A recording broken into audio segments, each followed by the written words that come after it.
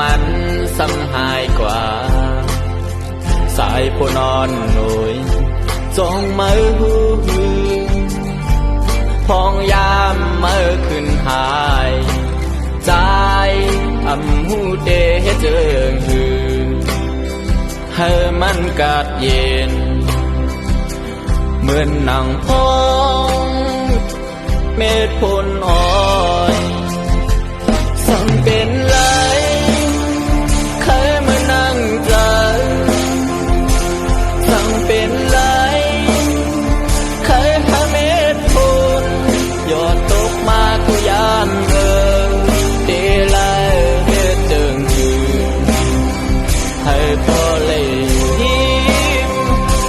หอมตอมพลใจเคยมึนหนังหมอกกุมันอยู่ในกลางหาวให้เลยเศร้ายิ้มสวยพล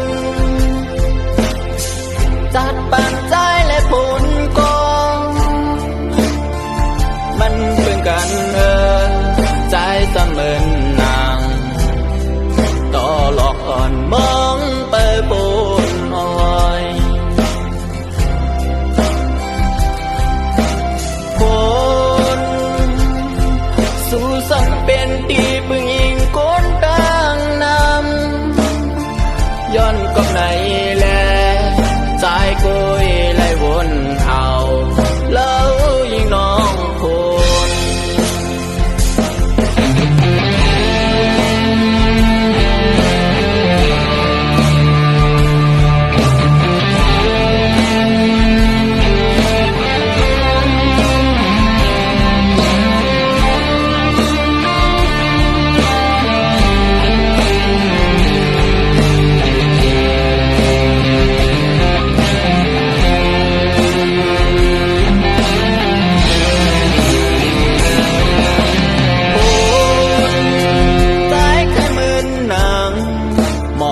มันอยู่ในกลางหาวให้เลยเศร้า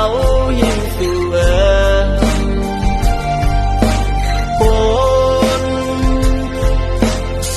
จัดปันใจและผลกองมันเป็นกันใจเสมือนนางต่อหลอกอ่อนมองไปบนอ้อย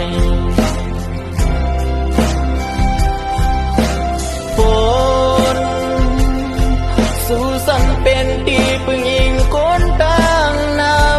ำย้อนกับไหน